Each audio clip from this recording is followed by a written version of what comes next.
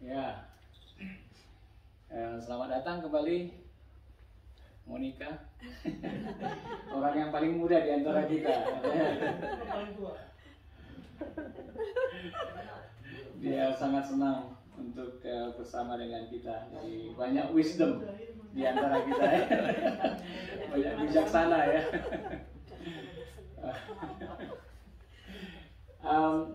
Saudara pernah mendengarkan ini, ya? Dengan apa seseorang mempertahankan kelakuan bersih?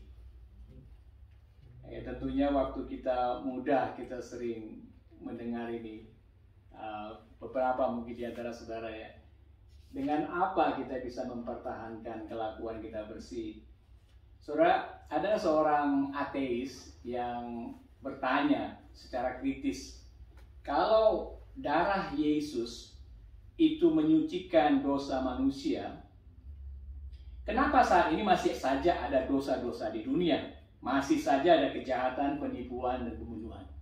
Kritis, ya, saudara. Terus ada yang menjawab, oke, kalau begitu sudah berapa lama sabun ditemukan? Mungkin 2000, 3000 tahun yang lalu sudah ditemukan sabun, gitu. Lalu, kenapa saat ini masih ada saja kotoran-kotoran di tubuh manusia yang membutuhkan sabun? Entah mau pakai sabun batangan, sabun cair, krim, sabun gel, gliserin, saudara. Kotoran pada manusia masih tetap saja ada. Ya enggak, saudara? Namun, ya kita tahu kalau kasih sabun dengan air itu, ya, kita pakai, kemudian jadi segar gitu, ya, kemudian buger gitu, beberapa orang langsung lapar. Nah, kalau kita berhari-hari tidak mandi, gimana rasanya, saudara? Nggak enak, ya. Kalau di Indonesia dulu, ini Pak Kisor masih tinggal di Indonesia gitu, 2-3 kali mandi, Pak, ya, sehari, Pak, ya. Kalau di Australia seminggu sekali, enggak satu hari sekali. Sekali. At least sehari sekali, ya. At least sehari sekali, ya. Kalau saya ke Indonesia 3 kali, ya, sekarang, ya. Indonesia harus 3 kali keringat. Sore malam mau tidur. At least 2 kali lah. Ya, kalau saya ke Indonesia kan jalan-jalan sama tim di sana gitu, naik mobil dan sebagainya, sampai hotel, sampai penginapan. Mereka perhatikan saya, udah mandi nggak? Udah mandi nggak? Mereka setiap kira saya cuma mandi sekali kan gitu. Dan mereka mandinya 2-3 kali gitu. Jadi, wah heran kok cuma sekali aja mandinya, apa ngirit air? Enggak juga sih. Udah kebiasaan saja loh. Udah kebiasaan saja. Soalnya kalau misalnya di antara kita ada nggak kepalanya yang pernah kena kotoran burung? Pernah, ya? Saya pernah. Sering, ya? Di bawah kabel listrik kalau berdiri Suka, ya? Itu merpati atau magpie? Tahu nggak kalau magpie itu babnya warna apa? Putih, ya? Saudara, kita tidak bisa mengendalikan kotoran yang dijatuhkan ke kita. Iya. Kita nggak bisa mengendalikan burung yang ada lewat di atas kepala kita, kan? Kita nggak bisa bilang, ya permisi dong, kalau mau turun, nggak bisa juga gitu, kan? Jadi, tapi kalau kotoran burung nyampe ke kepala kita, bahkan kalau ada burung yang membuat sarang di kepala kita, ya kan, 100% kita bisa mengendalikan, entah itu bersihkan, mandi, dan sebagainya. 100% kendali itu ada di dalam diri kita, betul kan, saudara? Iya. Ya. Nah, kita bisa nggak mengontrol kasus Sambo? Menceritakannya, iya, tapi bisa nggak? Betapapun kita itu sangat-sangat, ya, jengkel gitu, ya, dengan Sambo sebagai orang Kristen, Sambo sebagai mewakili kepolisian, kita jengkel banget, tetapi kita nggak bisa mengendalikan dia, ya nggak? Putin dengan Ukraina, kita nggak bisa mengendalikan dia, saudara. Tapi banyak sekali kita menjadi pusing dan jengkel gitu dengan kondisi semacam ini, saudara. Nah, masalahnya apakah kita bisa mengendalikan sesuatu yang semestinya tidak bisa kita kendalikan? Mereka beyond our control. Yang bisa kita kontrol sebenarnya adalah sikap kita, respon kita. Tapi ini banyak sekali yang membuat orang pusing gitu loh. Dari banyak sekali yang kejadian di dunia seakan-akan dia bisa mengendalikan. Bicara ke sana, bicara ke sini, dan kemudian dia kayak CIA gitu. Dia tahu semuanya, segala sesuatu yang terjadi di sini. Nah, saudara, kalau kita baca tentang hal ini, kita bisa melihat bahwa dalam hidup kita itu ada hal-hal yang dapat saya kendalikan. Ada hal-hal di luar kendali saya. Ya, kesalahan orang lain. Ya, kita nggak bisa mengendalikan mereka. Itu mereka punya tanggung jawab sendiri dengan perbuatannya. Kemudian tindakan, perkataan orang lain. Kita nggak bisa kendali. Peraturan hukum yang terjadi di pemerintah sini, mostly kita nggak bisa kendalikan. Sambo, Putin, 411. Dengar nggak 411 barusan ini? Mulai demo lagi mundur Jokowi, mundur Jokowi, 411 gitu. Tapi yang bisa kita kendalikan adalah hal-hal yang dapat seperti perkataan kita, aksi kita, ide kita, mainan apa, pilihan kesalahan kita, tingkah laku kita, usaha dan keluarga saya. Ini membuat kita perspektif ya supaya kita bisa mengubah dunia dengan apa yang dikatakan, if you want to change the world, Muhammad Gandhi. Start with yourself. Orang yang tidak mengenal Tuhan, tapi mereka tahu bahwa kalau kita mau mengubah dunia, kita mulai dengan diri kita sendiri. Saudara, Mazmur 119, Mazmur yang sangat luar biasa, saudara. Mungkin kita bisa baca sama-sama ini. 1, 2, 3. Dengan apakah seorang muda mempertahankan kelakuannya bersih, dengan menjaganya sesuai dengan firman-Mu. Dengan segenap hatiku aku mencari Engkau. Janganlah biarkan aku menyimpang dari perintah-perintah-Mu. Dalam hatiku aku menyimpan janji-Mu, supaya aku jangan berdosa terhadap Engkau. Saudara, singkat dari Mazmur 119 ini, pasal yang terpanjang di Alkitab. 176 pasal, saudara. Nah, ini seperti yang saya katakan, ada beberapa kitab di dalam Alkitab itu yang merupakan puisi. Nah, ini salah satunya contoh. 119 ini adalah semacam puisi, ungkapan hati seseorang kepada Tuhan. Ada 26 kelompok, kalau di dalam puisi itu kan ada bait gitu. Jadi dalam Mazmur 119 ini ada 22 kelompok. Nah, 22 bait. Nah, 22 bait ini mewakili alfabet di dalam tulisan Ibrani. Alfabet. Jadi A, B, dan sebagainya gitu. Nah,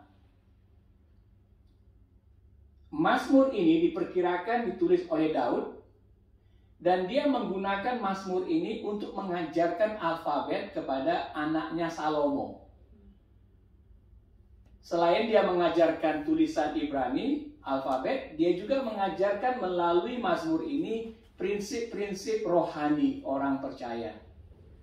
Jadi masa kanak-kanak Salomo banyak sekali dilatih, dari mulai yang Mazmur 119 ayat 1 sampai 8. Itu satu bait, itu A, Alef pertama, dan kemudian yang B, dan kemudian dan C dan sebagainya.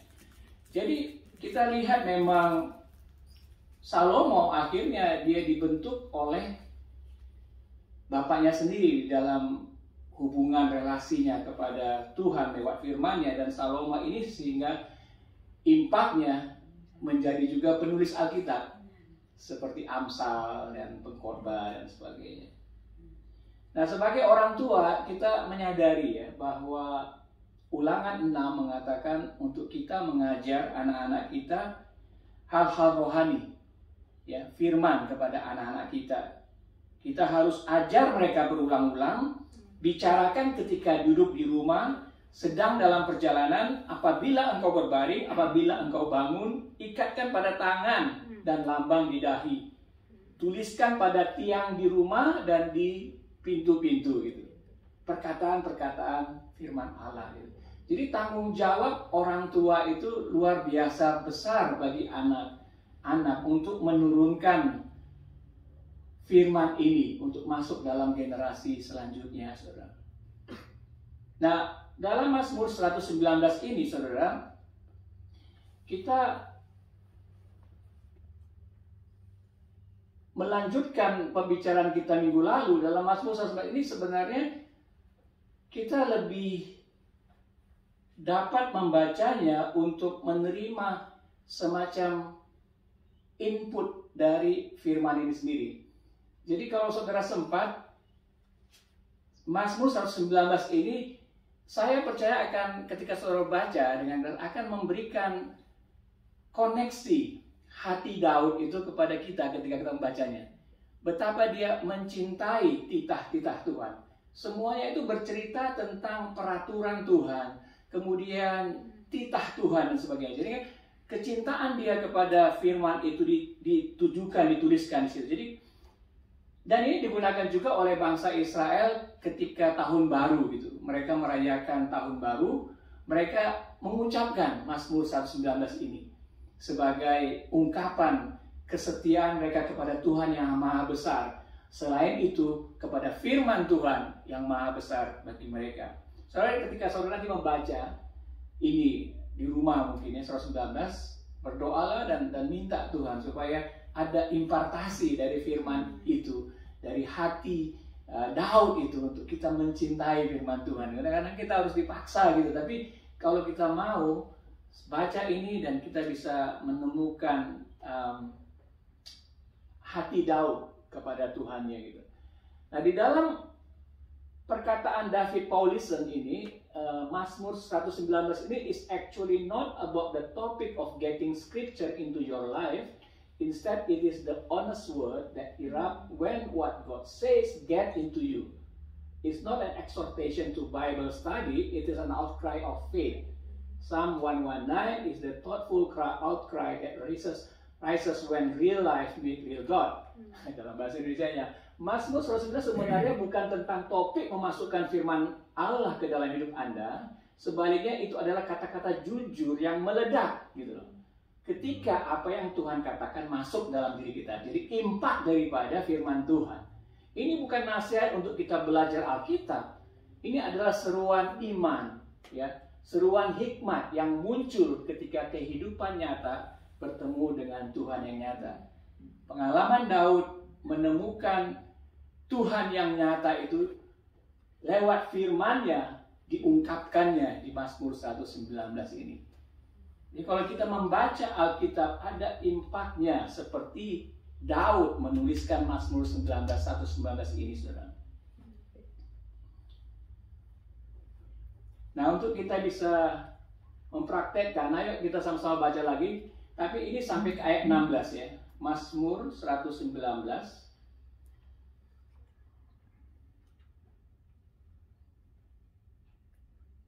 Kalau saudara punya Alkitab, dari apa? Ayat 9 sampai 16. Pastor, I'm sorry, boleh yang tadi bahasa Inggris yang tadi? Oh, oke. Ya. Ya, please, thank you.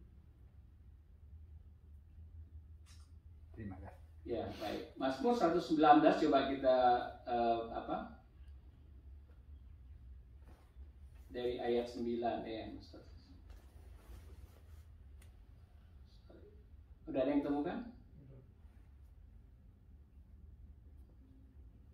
Ya, ayat 9 sampai ayat 16 yang lebih panjang. Mari kita baca sama-sama. 1, 2, 3. Dengan apakah seorang muda mempertahankan kelakuan yang bersih, dengan menjaganya sesuai dengan firman-Mu.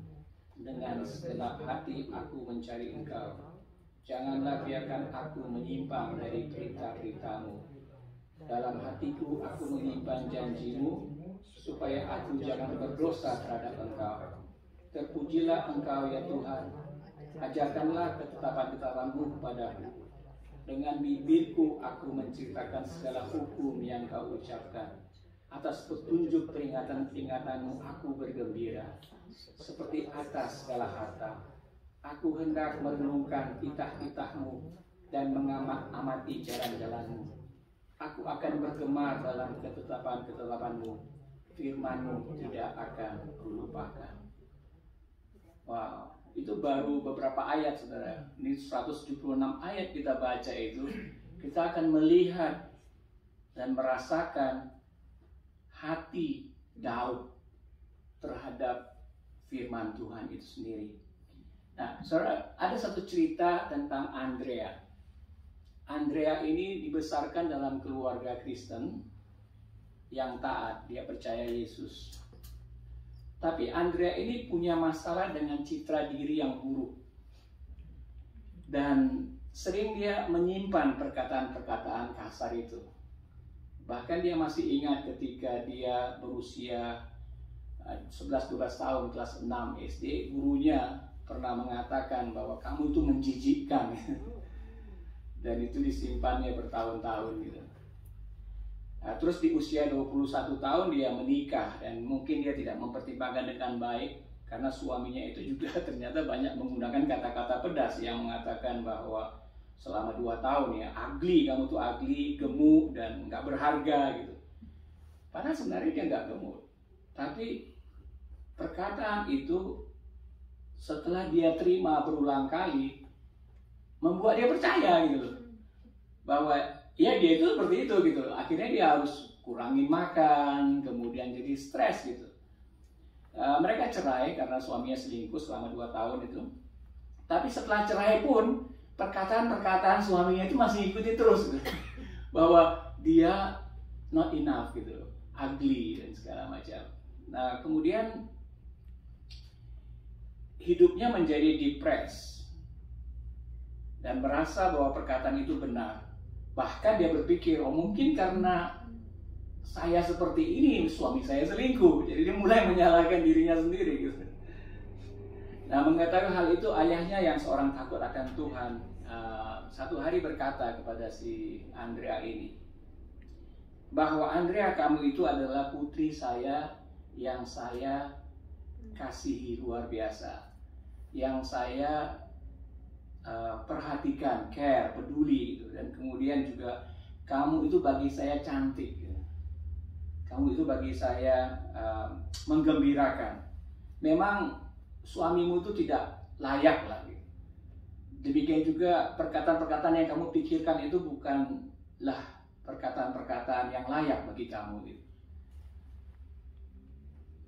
I love you that much, dia bilang. Kemudian imagine Bapa di surga, kalau saya saja bisa mengasihimu seperti itu, bagaimana juga Bapamu yang di surga, dia lebih lagi mengasihi kamu.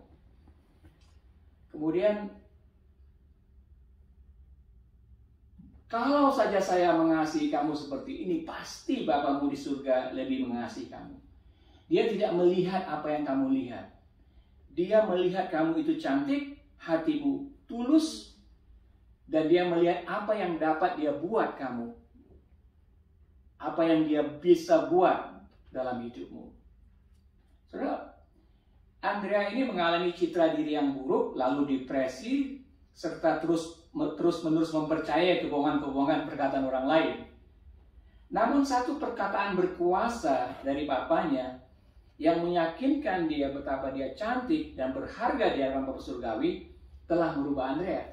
Apalagi dia diingatkan bahwa Bapa di surga itu melihat dia cantik.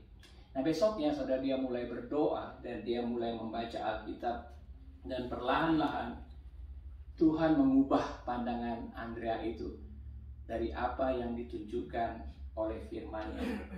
Saudara, ini satu contoh bahwa perkataan buruk yang kita terima itu bisa menjadi kanker dalam kehidupan kita gitu. Kayak masuk satu, kemudian dia menjalar. Ya enggak?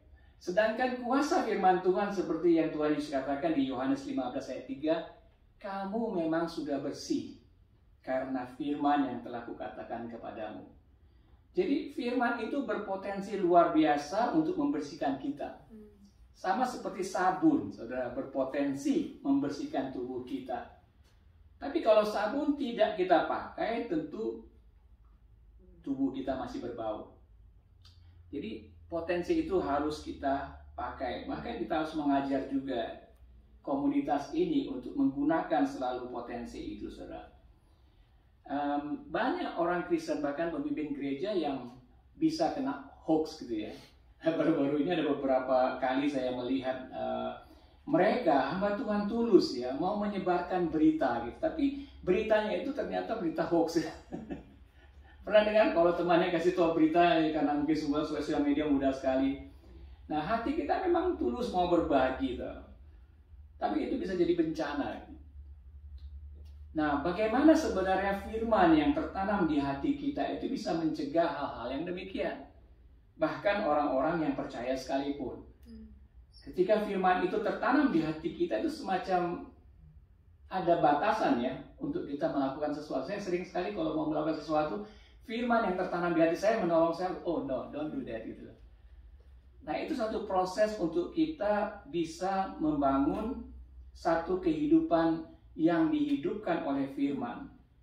Nah, kalau kita lihat terakhir-terakhir ini kan banyak sekali berita-berita konspirasi tentang pandemi gitu.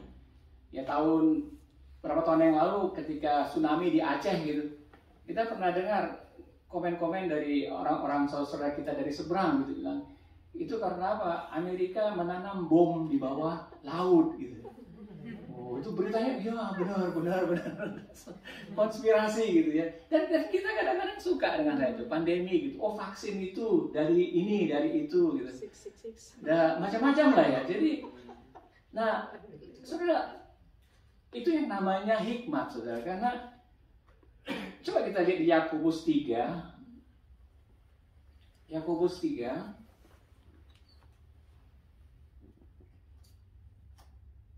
ayat 14 dan 15 gitu.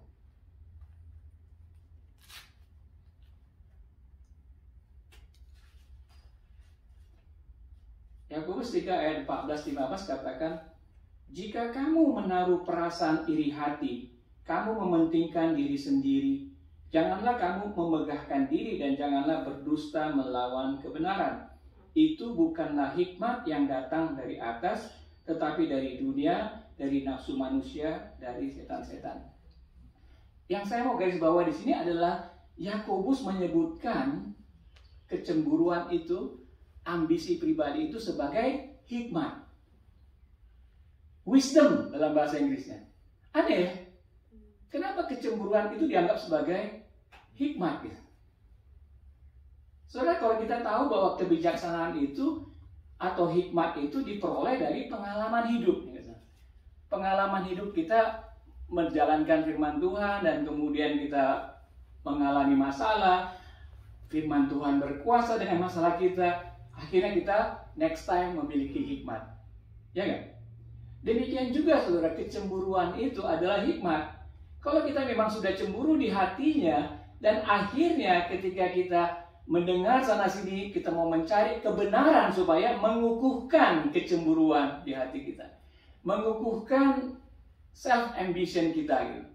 Jadi kita mencari-cari itu. Ini pola yang sudah sering kita alami, saudara. Jadi yang namanya orang-orang yang berhikmat bukan saja orang-orang yang berhikmat yang diperlukan oleh masyarakat, tapi orang-orang hikmat yang disebut di sini bukan hikmat yang datang dari atas, tapi dari dunia, dari nafsu manusia dan dari setan-setan. Nah, saudara, kalau kita sudah memiliki semacam itu, bagaimana kita bisa hidup di dalam firman Tuhan? Karena sudah muncul yang namanya benteng-benteng di hati kita. Mungkin kalau kita masih muda, kita masih hatinya tulus, belum punya banyak pengalaman, perkataan Daud seperti dengan apakah kita menjaga kelakuan kita bersih dengan menjaga suara firman Tuhan. Ya pada waktu kita belum punya banyak hikmat, saudara, karena kita belum punya pengalaman hidup. Kepahitan itu satu hikmat juga. Karena kita mengalami terus penolakan, akhirnya kepahitan itu hikmat. Setiap kali kita merasakan kepahitan kita itu bangun gitu, kita ingin mencari pengakuan dari orang lain gitu untuk memantapkan kepahitan itu sendiri, kecemburuan itu sendiri. Nah, saudara, dalam hal ini ya, salah satu contoh ya, misalnya tentang FOMO. Ada yang pernah tahu FOMO? Fear of missing out. Fear of missing out. Dalam bahasa canggihnya di Singapura, kiasu. Kiasu gitu. Orang Singapura itu kiasu. Nggak mau ketinggalan. Ada yang disebut kiasu parent gitu. Akhirnya anaknya tuh disekolahkan, kemudian dikasih kursus ini, dikasih musik, dikasih segala macam. Karena apa? Nggak mau ketinggalan. Itu dikenal sekali di Singapura, kiasu parent gitu. Kalau ada gadget yang baru, mereka mau ngantri supaya tidak ketinggalan gitu. Ada restoran makanan yang baru, mau cepat-cepat dan kemudian tampilkan di sosial media gitu kan. Nggak mau ketinggalan gitu. Nah, saudara, hal-hal demikian adalah sesuatu yang sebagai hikmat, tapi hikmatnya bukan dari atas, tapi hikmat dari dunia. Dan orang-orang Kristen juga mengalami hal ini, mengalami hikmat seperti ini. Nah, bagaimana hikmat yang dari atas itu, firman ini bisa menghancurkan hal-hal itu. Nah, di 2 Korintus 10 ayat 4-5, coba kita bacakan 2 Korintus 10 ayat 4-5.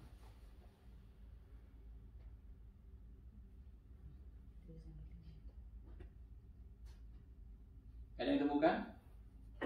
Coba bisa bacakan 2 Korintus 10 ayat 4-5.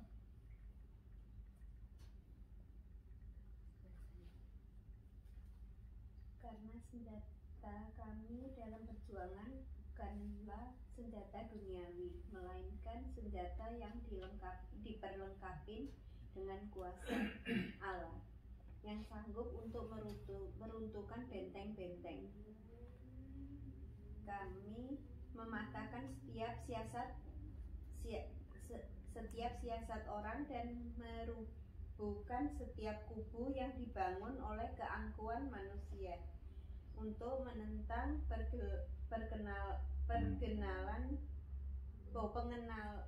pengenalan akan Allah. Kami menawan segala pikiran dan menaklukkan kepada Kristus. Ya, terima kasih Bu. Di sini Paulus mengatakan tentang ada yang disebut kubu-kubu yang dibangun oleh keangkuhan manusia. Ini adalah hikmat yang dari bawah. Hikmat yang dari bawah. Ada pengaruh daripada dunia ini yang dapat mempengaruhi cara kita berpikir. Nah, ini ditemukan oleh Paulus bahwa dia ingin mematahkan setiap siasat orang dan merubuhkan setiap kubu yang dibangun oleh keangkuhan manusia. Kenapa? Karena itu menentang pengenalan akan Allah. Karena itu tidak sesuai dengan firman Tuhan, tapi sudah menjadi bagian benteng-benteng kita gitu. Termasuk FOMO tadi, termasuk kecemburuan, termasuk juga kepahitan dan sebagainya yang tidak bisa, saudara, kita nasihati orang, oh kamu jangan seperti itu, nggak bisa.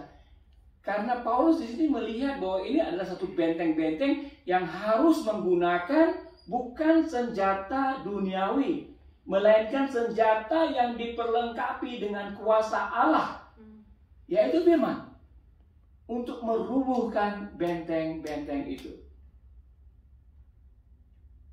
Saya bertanya, mungkin kalau misalnya satu orang, mungkin nggak satu orang A misalnya di jemaat ini, saya tidak sebutkan namanya nih A, kita bisa melihat nggak si A ini sebagai murid Yesus menginjili orang lain? Nggak mungkin, nggak mungkin. Ya kenapa? Karena kita percaya bahwa memang ada benteng-benteng dalam diri orang itu, mungkin orang itu nggak bisa lah gitu. Tetapi ada kesempatan orang itu sebenarnya bisa mengalami kuasa Allah sehingga dia dapat meruntuhkan benteng-benteng ketidakpercayaan orang itu gitu. Nah, inilah di mana firman itu, saudara, dapat merubuhkan hal-hal ini. Menjadi satu gaya hidup. Firman Tuhan katakan, firman itu sebagai pedang yang bermata dua. Untuk bisa memisahkan jiwa dan roh kita. Luar biasa pengaruhnya. Dan firman itu aktif. Dan firman itu juga kekal. Benteng-benteng yang dibangun oleh keangkuhan manusia satu waktu nanti akan melihat nyata bahwa itu salah. Tapi firman sekarang sudah kita alami sebagai firman yang kekal dan kita bisa menggunakannya untuk menghancurkan, meruntuhkan benteng-benteng hikmat yang sudah dibangun oleh pengalaman-pengalaman hidup kita, saudara. Saya nggak akan bisa lagi mengerti kalau orang itu bisa berubah kecuali kalau mereka menggunakan senjata Allah. Senjata Allah. Dan dikatakan di ayat 5 tadi bahwa kubu benteng yang dibangun oleh keangkuhan manusia itu menentang pengendaraan akal Allah. Jadi walaupun orang itu datang ke gereja, walaupun orang datang persekutuan, tapi kalau ada benteng, saudara, nggak masuk gitu. Nggak masuk.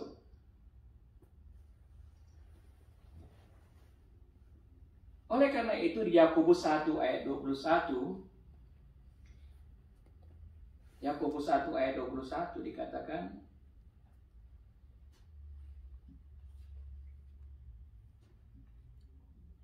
sebab itu buanglah segala sesuatu yang kotor dan kejahatan yang begitu banyak itu, dan terimalah dengan lemah lembut firman yang tertanam di dalam hatimu, yang berkuasa menyelamatkan jiwamu. Wow, ini luar biasa power daripada firman. Tadi ada orang yang tidak mau membuang segala yang kotor, kejahatan yang begitu banyak, kekerasan hati, dan juga tidak menerima firman dengan rendah hati untuk bisa tertanam di hatimu. Sehingga akhirnya apa?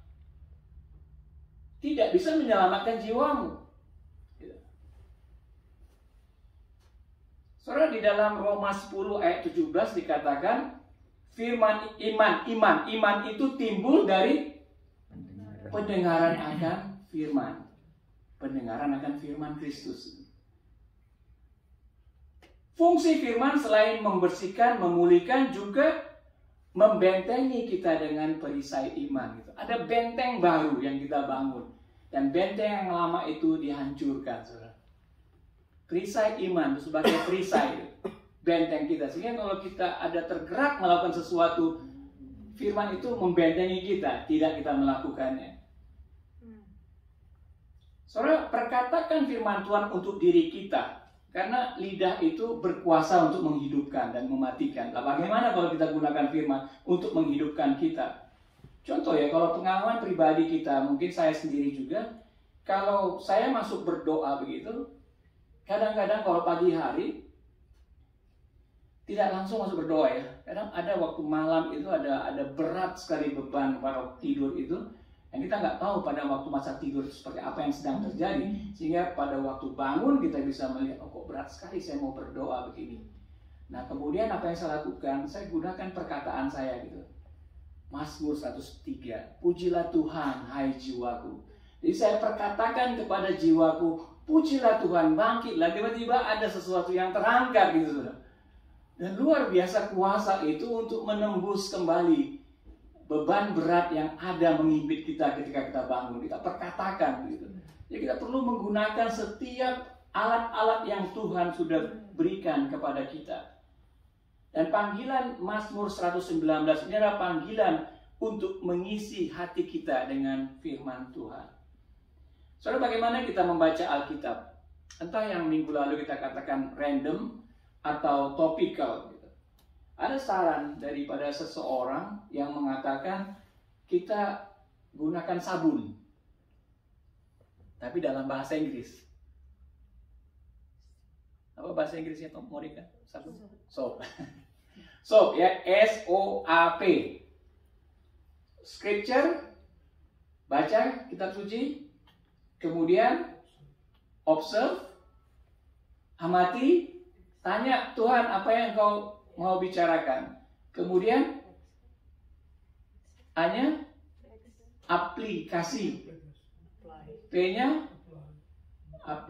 pray. Simple aja. Di mana kita berada, entah kita itu sudah baca berpasal-pasal Alkitab atau kita hanya baca satu ayat, kita bisa mulai baca scripture-nya, baca ayat-ayat, kemudian tanyakan, Tuhan, apa yang perlu saya rayakan? Tuhan, apa pergumulan saya yang sesuai dengan firman ini? Kemudian apply. Tuhan, apa yang harus saya ubah? Dan kemudian pray. Simple saja. Entah kita membaca satu ayat, 2 ayat, dimanapun kita perlu memulai.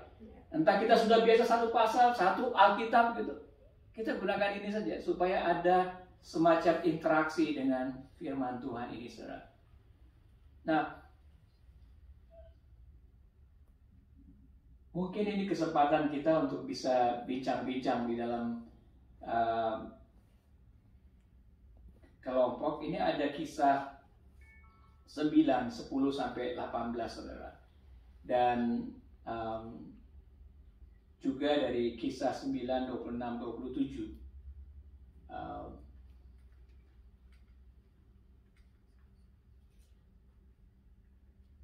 Mungkin ada yang bisa bacakan kisah 9, 10 sampai 18. Ya. Bacakan. Silakan. Di Damsyik ada seorang murid Tuhan bernama Ananias. Firman Tuhan kepadanya dalam suatu penglihatan, Ananias, jawabnya, ini aku Tuhan. Firman Tuhan, mari, pergilah ke jalan yang bernama Jalan Lurus, dan carilah di rumah Yudas, seorang dari Tarsus yang bernama Saulus. Ia sekarang berdoa, dan dalam suatu penglihatan ia melihat bahwa seorang yang bernama Ananias masuk ke dalam dan menumpangkan tangannya ke atasnya, supaya ia dapat melihat lagi. Jawab Ananias, Tuhan, dari banyak orang yang telah kudengar tentang orang itu, betapa banyaknya kejahatan yang dilakukannya terhadap orang-orang kudus-Mu di Yerusalem. Dan ia datang kemari dengan kuasa penuh dari imam-imam kepala untuk menangkap semua orang yang memanggil nama-Mu. Tetapi firman Tuhan kepadanya, pergilah, sebab orang ini adalah alat pilihan bagiku untuk memberitakan namaku kepada bangsa-bangsa lain serta raja-raja dan orang-orang Israel. Aku sendiri akan menunjukkan kepadanya betapa banyak penderitaan yang harus ia tanggung oleh karena namaku. Lalu pergilah Ananias ke situ dan masuk ke rumah itu. Ia menumpangkan tangannya ke atas Saulus. Katanya, Saulus saudaraku, Tuhan Yesus yang telah menampakkan diri kepadamu di jalan yang engkau lalui, telah menyuruh aku kepadamu supaya engkau dapat melihat lagi dan penuh dengan Roh Kudus. Dan seketika itu juga seolah-olah selaput gugur dari matanya, sehingga ia dapat melihat lagi. Ia bangun lalu dibaptis. Ya, soal cerita ini sering kita dengar tentang pertobatan Saulus ya. Apa yang kita pelajari dari cerita ini, saudara? Kenapa Tuhan membutuhkan Ananias untuk menolong Paulus? Yang berdoa itu Paulus. Bisa saja kan? Dia sudah bertobat umat, matanya buta, dan dia berpuasa gitu. Tapi dalam konteks ini Tuhan mengirimkan Ananias untuk menumpangkan tangan ke kepalanya gitu. Jadi ada prinsip-prinsip Tuhan gitu yang menggunakan orang lain untuk mengangkat seseorang. Kita tidak bisa sekali lagi itu hidup sendiri di dalam melakukan firman Tuhan. Karena firman Tuhan itu selalu applicable kepada sesama kita. Oleh karena itu, kelompok itu satu hal yang sangat-sangat biblical untuk membangun kita sama-sama. Nah, ini yang satu, saudara. Setelah ini, setibanya di Yerusalem, itu kan di Damsyik terjadi. Kemudian dia dibebaskan waktu di Damsyik, dia melakukan pemberitaan ya, setelah matanya sudah sembuh gitu. Kemudian dia pergi ke Yerusalem. Di Yerusalem, Saulus mencoba menggabungkan diri kepada murid-murid, tetapi semuanya takut kepadanya karena mereka tidak dapat percaya bahwa ia juga seorang murid. Tetapi Barnabas menerima dia dan membawanya kepada rasul-rasul dan menceritakan kepada mereka bagaimana Saulus melihat Tuhan di tengah jalan dan bahwa Tuhan berbicara dengan dia dan bagaimana keberaniannya mengajar di Damsyik dalam nama Yesus. Jadi Tuhan menggunakan juga Barnabas untuk menolong Saulus, mempromosikan dia. Jadi kita lihat bagaimana itu biasa di dalam pertumbuhan orang-orang yang Tuhan pakai gitu. Nah, saudara, di dalam konteks jemaat ini, kita rindu akan terjadi semacam body system. Body system di mana mungkin ada beberapa di sini kita agak berbeda relasinya dengan Tuhan gitu. Tapi kita ingin sama-sama tidak meninggalkan yang ketinggalan, tapi memberikan kesempatan. Oleh karena itu ada semacam body system untuk kita kayak membaca Alkitab. Kemudian kita mau menerapkan SOAP tadi, ya, scriptures, observe, apply, and prayer tadi itu. Kalau kita lakukan sendiri mungkin nggak biasa, tapi kalau ada body systemnya, itu akan menolong, saudara. Nah, di tempat ini ada istri saya, Ibu Eki, Ibu Bi juga kadang-kadang sebulan sekali dia datang ke sini, Pak Daniel Lino, kemudian Ibu Meti Lino, Ibu Susi, Pak Heri. Ya, nanti bagi saudara juga yang siap, kita bisa membuat sebagai body system gitu, di mana kita mungkin bisa menolong 2-3 orang untuk kita bisa sama-sama membaca Alkitab, atau bukan menggurui, tetapi bagaimana kamu bacaan Alkitabnya gitu. Dan kelompok-kelompok seperti ini ketika kita ketemu juga kita bisa bicara 10 menit gitu dalam konteks jemaat ini supaya kita sama-sama meng-apply, karena banyak sekali sudah dari dunia ini yang mencoba untuk mencuri, menghancurkan, membinasakan iman kita. Kita harus membentengi diri kita dengan pagar firman Tuhan ini. Dan kita bangun body system ini, saudara. Karena Tuhan menggunakan orang-orang lain gitu untuk membangun itu, saudara. Sehingga kita semuanya bisa efektif, saudara. Saudara, harapan Tuhan tinggi bagi kita. Saudara ingat nggak bahwa buah roh itu adalah damai sejahtera, sukacita, dan tapi bukan itu tujuan Tuhan. Kalau kita kelihatan baik, bagus ya. Tapi tujuan Tuhan itu bukan itu kan. Tujuan kita untuk Tuhan itu untuk kita berbuah, saudara. Seperti saya tanya dulu, buah mangga itu apa, saudara? Buah dari pohon mangga. Buah dari pohon mangga itu apa? Mangga kan? Itu seperti buah roh. Tapi buah dari pohon mangga itu adalah yang kayak Pak Daniel, anaknya 3. Manusia lagi. Buah dari pohon mangga adalah pohon mangga gitu. Kalau dia ditanam gitu. Jadi kalau kita lihat harapan Tuhan untuk dia katakan kamu berbuah, bukan dari kita menjadi baik, tapi berbuah untuk kita bisa menghasilkan murid-murid Yesus lagi gitu, yang sama dengan kita.